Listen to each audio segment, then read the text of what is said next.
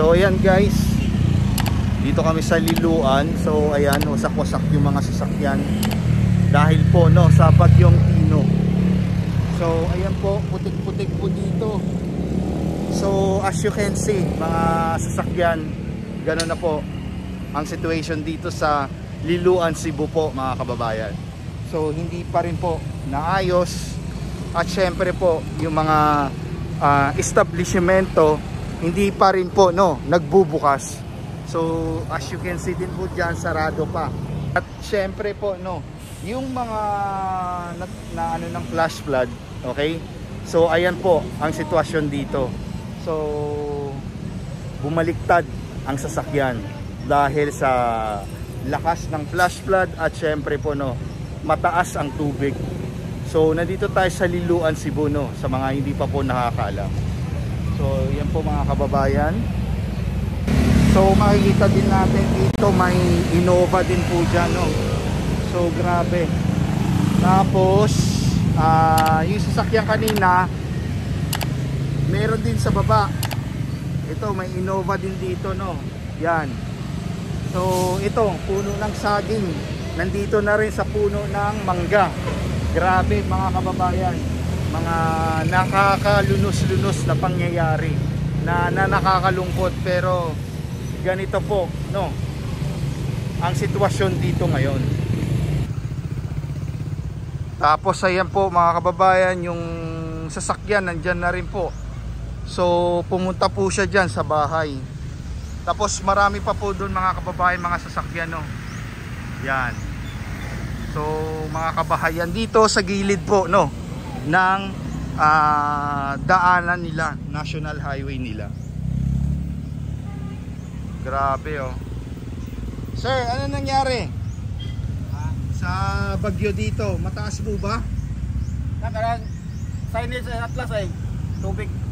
Signage, yung tubig apaw dyan. So ano po yung ano nyo, yung ano, lumangoy kayo sir or tumakas papunta sa taas? Atlas. Sa Atlas building. Dyan po kayo nag ano, evacuate. Grabe. So lumulutang to mga sasakyan.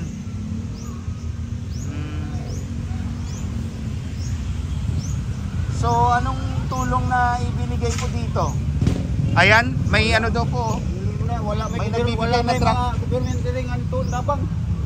Wala. Wala eh. Pero dili mo na private mo na. Highway. Wala may gobyerno, wala wire, wa dire nya ang congressman wa sad. Mga konsehal Liloan wala. Wala. So kailan daw? Wala ikwan. Wala. Mayor, may mayor ba dito? Wala mo rin. Gawas. Mayor wala, gobernador wala. Wala. Congressman wala, konsehal wala. Wala nagpakita. So saan yung bahay niyo, sir? Wasak. Ito dito. Oh.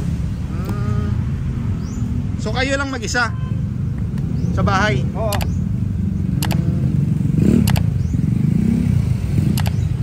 Masyadad ang misis lang ko. So tubig lang yan kinukuha nyo, hanggang ngayon walang tubig? Tubig. So ito tubig lang to. So ano tong plano ng ano nyo dito? Yung barangay or gobyerno? Wala lagi nagpakita. Hindi nagpakita kahit noodles man lang? Wala eh. Tubig? Kadlaw ron. Oo.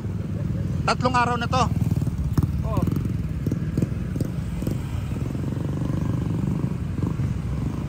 Yan po mga kababayan no.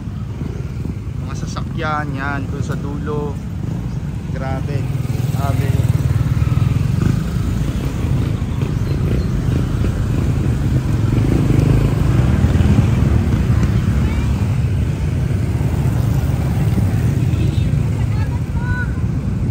So here makikita natin na nagbibigay ng tubig.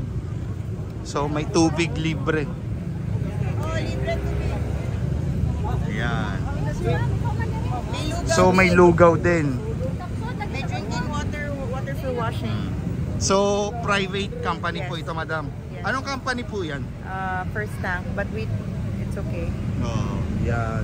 So, First Tank, nagbibigay sila ng palugaw dito po sa Liloan sa mga residente dito at patubig. So, ayan. Mukhang nauuna pa sila kaysa gobyerno. Walang gobyerno dito. Wala. Zero. Yun, zero government.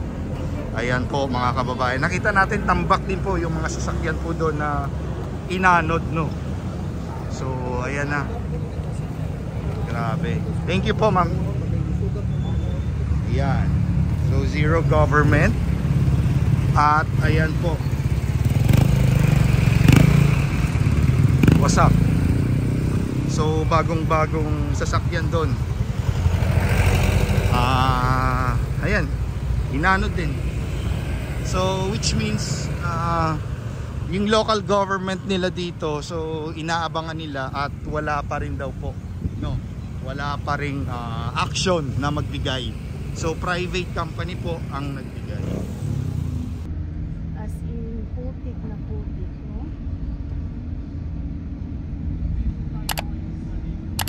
So until now din po wala po silang tubig. Tambak mga sasakyan na yun. Tindahan dito wala, sira. Talagang yun na nga, masasabi po natin na Wasak. Sasakyan din sa loob, oh. itong nangyari Wala. dito sa Liloan, no? Or dito po talaga yung pinaka-apektadong apektado ng bagong Tino. Grabe. Madaming namatay na.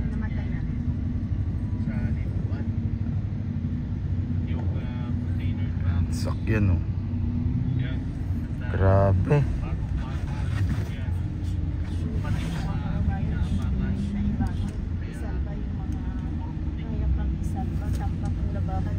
Masarap mag-interview dito. Pamay.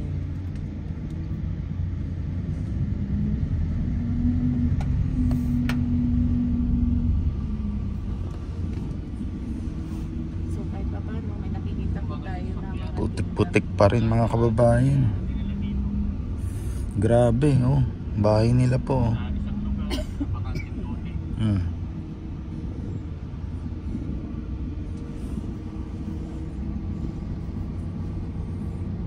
Take the next left.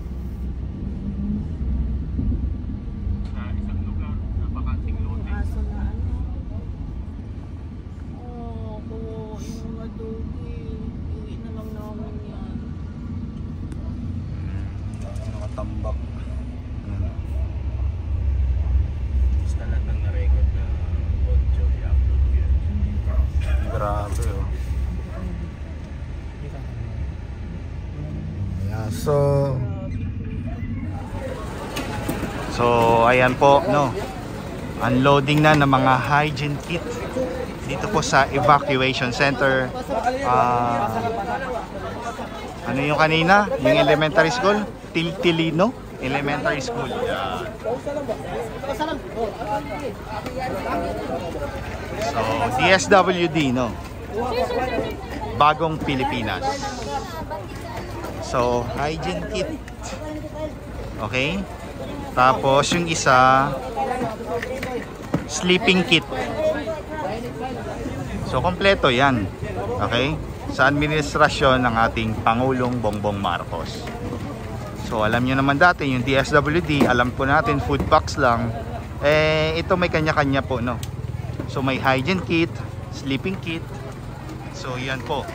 Unloading na po tayo mga kababayan. So, dito po yan sa evacuation center po, no? Dito din po sa Liloan, Cebu, pero dito tayo sa elementary school nila. Tiltilon. Okay? Elementary school. So mamaya titingnan natin, i-unbox natin kung ano po yung nasa loob, no, ng mga hygiene kit na yan at ng sleeping kit na yan. Alright? Nakalagay naman dyan, naka-indicate na rin po yung may blanket, kung ano-ano pa dyan, no? Pero i-unbox natin pag may nakahanap tayo na naka-receive niyan dito. Okay? So papa-unbox natin. So ayan, madami po yan. Isang truck po yan, no? na para lang talaga sa kanila kung ilan po dito naka-evacuate. Okay? So, yan po ang bagong Pilipinas, DSWD.